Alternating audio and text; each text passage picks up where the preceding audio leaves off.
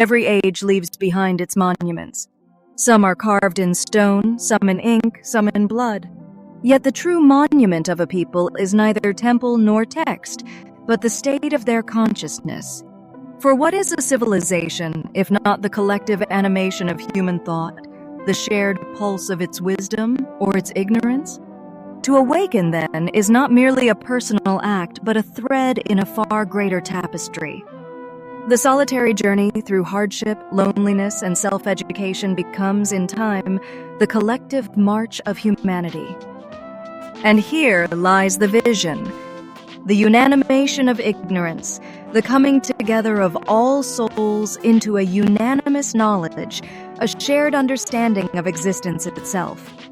Not a false uniformity, but a harmony where the dignity of each individual amplifies the chorus of the whole. But vision without practice is fantasy. Awakening demands a roadmap. It begins small, so small it is nearly invisible. Self-examination, question your choices. Ask not whether they are free, but whether they are wise.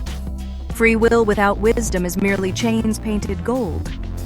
Discipline of mind, train thought as one trains muscle. Read widely, reflect deeply, refuse to settle into the narcotic of certainty. Cultivation of virtue, honor, trust, virtue.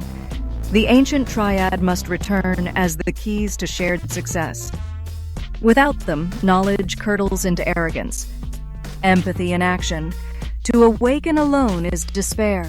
To awaken with others is revolution. Extend compassion as a bridge across the metaphysical line. Through these practices, the solitary flame of awakening grows into a fire. And when enough fires rise, the darkness can no longer prevail.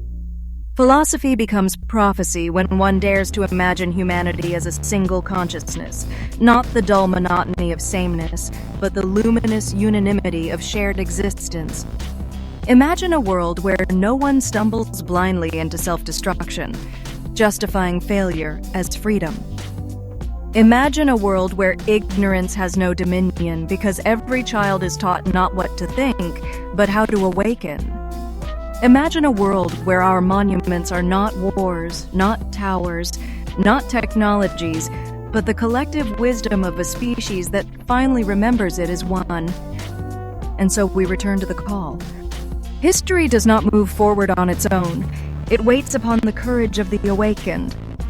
The time has come to pick up arms, not of steel, but of spirit.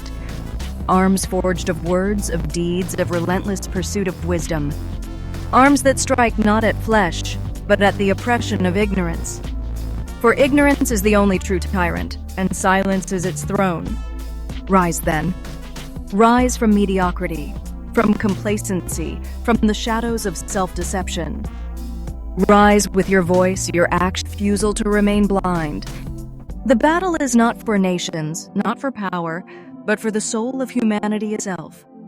Per aspera ad astra, through hardship to the stars. The hardship is before us. The stars await within us. And the flame we kindle here, in this moment, may yet set the world ablaze with truth. So let this be the crown of your existence, that you lived awake, you loved awake, you fought awake. That in the great silence of history, your life rang out as defiance.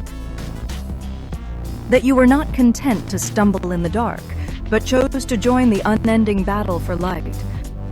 And when death arrives as it must, let it find us not asleep but aflame.